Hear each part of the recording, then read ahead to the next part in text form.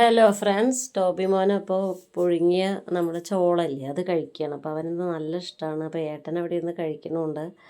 അപ്പോൾ ഇവൻ ചൂടായി, അതുകൊണ്ടാണ് അത് ചൂടാറാത്തതുകൊണ്ടാണ് ഇങ്ങനെ കുറച്ചും കൊണ്ടിരിക്കുന്നത്. അവന് ദേഷ്യം വരുന്നുണ്ടെന്നാണ് തോന്നുന്നത്. ചൂടാറാത്തതിൻ്റെ ഇടയ്ക്കൊക്കെ കണ്ടു കടിച്ചു നോക്കിയിട്ട് അവിടെ തന്നെ ഇടുകയാണ്. ചൂട് നല്ല ഉണ്ട് തോന്നുന്നു. പക്ഷെ നമ്മൾ ചൂടാറിയിട്ടാണ് കൊടുക്കേണ്ടത്, ശരി തന്നെയാണ്. പക്ഷേ ഇവനെന്താണെന്നറിയോ, ഇവൻ ആക്രാന്താണേ. അപ്പോൾ ഇത് കണ്ടപ്പോഴേക്കും അവന് കഴിക്കാനുള്ള പൂതി കാരണം എന്താണ് ഇത് കടിച്ചുകൊണ്ടിരിക്കുകയാണ്. ചൂട് നല്ല ചൂടുണ്ട്, അതാണ് അത് അവിടെ ഇടുന്നത്.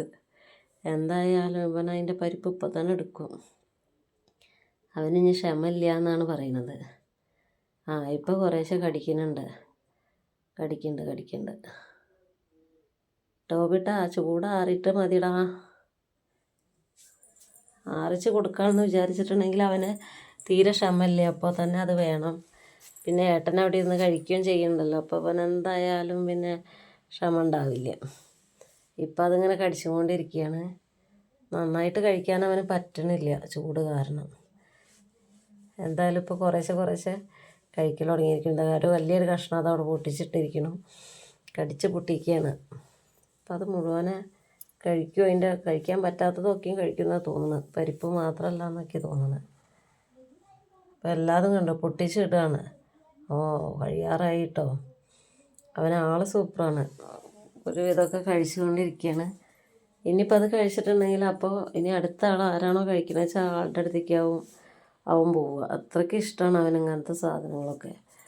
അപ്പോൾ അതിൻ്റെ മേലത്തെ അവസാനത്തെ ആ ഒരു പരിപ്പും കൂടി എടുക്കാൻ വേണ്ടിയിട്ടാണ് ഇപ്പോൾ കിടന്ന് കടിക്കുന്നത്.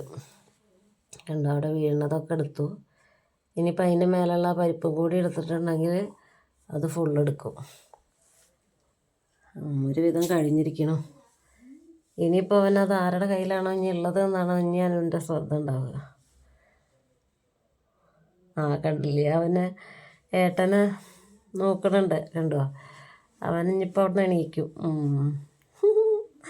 ടോബിട്ടാ, ഓക്കെ, ബൈ.